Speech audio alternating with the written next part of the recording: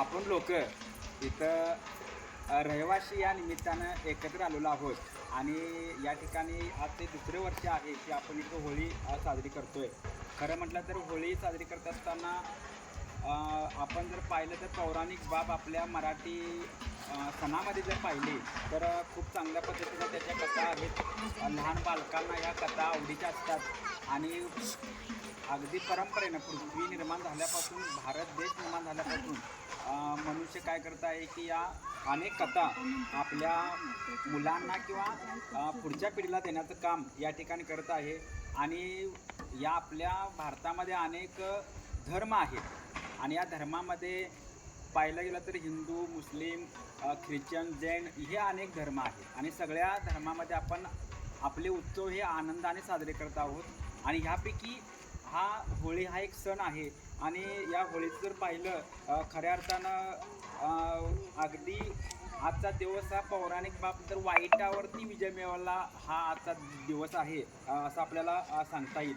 आणखीन आपल्याला सांगता येईल की हिरण्यकशिपूचा मुलगा भक्त प्रल्हाद हा विष्णू भक्त होता आणि प्रल्हादला मारण्यासाठी हिरण्यकशिपूनं आपली बहीण होलिका तिला काय केलं होतं की तिला पाठवलं होतं आणि या होलिकेनं काय केलं की आपल्या भक्त प्रल्हादला घेतलं कवेत आणि होळीमध्ये ती गेली आणि खऱ्या अर्थानं देव आहे असं आपण सगळी म्हणतो.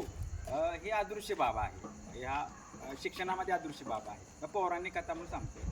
तर त्या पद्धतीनं होळीवरती जेव्हा गेले तेव्हा काय झालं की होळी जिला त्या होलिकेला असं वरदान मिळालं होतं की बाबा आपण त्या अग्नीमध्ये जर गेलो तर अग्नीमध्ये गेलो की आपण पेटणार नाही. आपण जरी आता इथं गेलो की सगळेजण महिला पण मागाच्या साईडला जात होत्या का, कारण अग्नी हे आपल्यासाठी काय घातक आहे.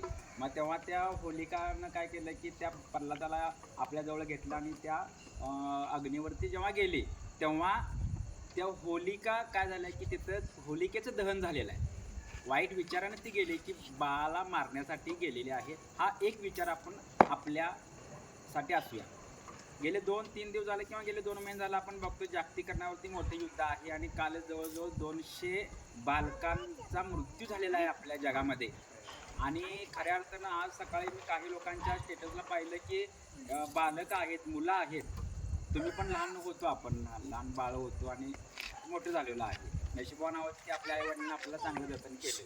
आपल्या बालकांना पण आपण चांगलं जतन करणं गरजेचं आहे. आणि शाळेवरती जेव्हा हल्ले झालेत आणि हल्ले होऊन बालकं मृत्युमुखी झाली सर आणि त्यांचे दप्तर रक्तानं माखलं, मग खऱ्या अर्थानं आपण कुठं आहोत हाही या ठिकाणी विचार आपण करणं गरजेचं आहे. असे विचार आपण काय करायचं की या होळीमध्ये काय करायचं की आपण जाळून टाकायचे आहेत असा एक बाब आपल्याला सांगता येईल. वाईटांचा विचार येत तर मी लिहिलं तेव्हा विचारांचे दहन करावे.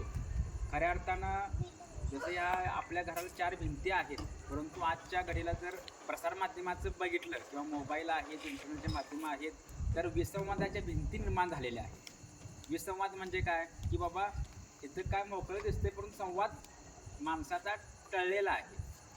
हाही बाब इथं महत्त्वाचे आहे आणि तो संवाद पण वाढवणं गरजेचं आहे. संवादानं सगळं सुटतं अशी पण बाब आपल्याला सांगतो.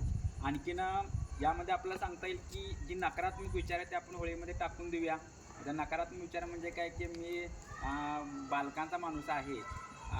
मी कायम सांगतो शाळेमध्ये अमरपरीला रोका बालकांना रोका, जगात कुठली ताकद रोकायची नाही आहे असं आपण या ठिकाणी सांगतो. कारण बालक हे महत्त्वाचं आहे आणि बालकांचं जेव्हा पाहिलं तर नकारात्मकता आपण टाकणं गरजेचं आहे. मोठ्या माणसांना सांगायचं तुमची कृती बालक अनुकरण करत असते.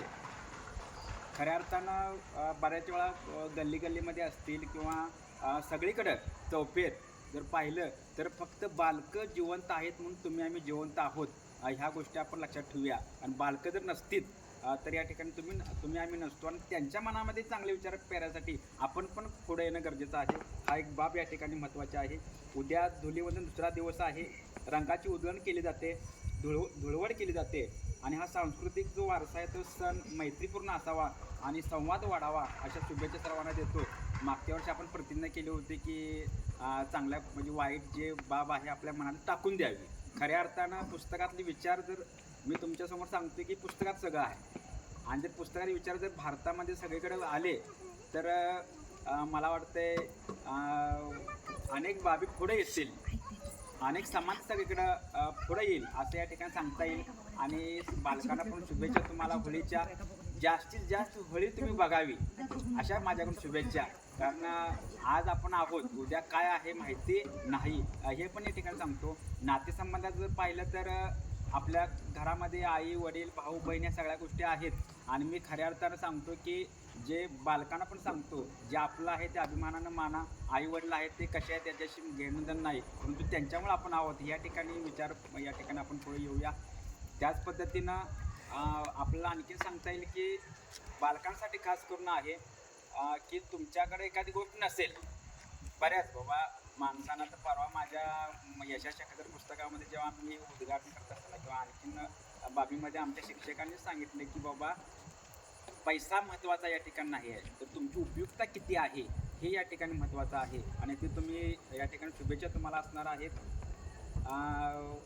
एखाद्या वेळेस माणसं विचारतील बाबा तुमचं एम काय आहे, भविष्यकाळ काय आहे, गाडी बंगला हे सगळं विचारलं जातं. तेवढं झालं की थांबायचं का नाही आहे, तर बालकांसाठी पुढे नेण्यासाठी प्रयत्न या ठिकाणी होणं गरजेचं आहे. सर तुम्हाला सांगतो की या श्रीश्री पार्कमध्ये जेव्हा आम्ही प्रवेश केला तेव्हा खऱ्या अर्थानं एक फिरतं वाचनालय या ठिकाणी आपल्याला करता येतं का, हा इथं बाब आपण घेऊया. कारण वाढदिवसाला वगैरे जर पाहिलं पलीकडं ह्या श्रीश्री पार्क निर्माता जो व्यक्ती आहे, नाव घेणार नाही आहे, परंतु जिथं रिकामा स्पेस आहे त्या रिकाम्या स्पेसमध्ये आपल्याला काय करता येईल, पालकं तिथं जातील आणि पुढच्या वर्षीची जी काय होळी आहे सर आपण तिथं घ्यावी, अशा शुभेच्छा तुम्हाला या ठिकाणी माझ्याकडून देतो. आणि एखादी बाब म्हणजे जगत असताना किंवा पुढं जात असताना माझ्यासारख्या माणसाकडनं एखादा विचार मी 100% विचार करतो उठताना की माझ्याकडून काय वाईट जाऊ नये. तर एखाद्या अपवादातून परिस्थिती गेला असेल तरी पण मी माफी मागतो आणि काही अविचारायचं आपण दहन करतो आणि सर्वांना खूप शुभेच्छा देतो आणि थांबतो. युवराज पाटलांना पण धन्यवाद देतो की सर तुम्ही काहीतरी बोला, तुम्ही काहीतरी बोला.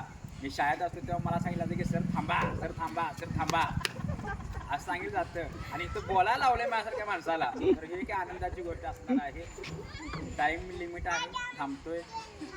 इथं आजोबा आहेत, तुमच्या एवढं आयुष्य आम्हाला लाभावं अशा या ठिकाणी मी माझ्यासाठी प्रार्थना करतो. कारण म्हाताऱ्या माणसांना आपण किंवा जास्त अनुभवनिष्ठ व्यक्ती आपण ज्याला म्हणू, तर अनुभवनिष्ठ व्यक्तींना पुढं आणलं का जातं की त्यांच्याकडं प्रगाढ अनुभव असतो आणि तेवढं आपण पुढं जावं अशा शुभेच्छा तुम्हाला देतो. आणि खऱ्या अर्थानं बालकं आहेत, मी बालकाचा वारंवार सर उल्लेख करतो की पुढची जी आहे होली आहे तर तिथं आपण करूया.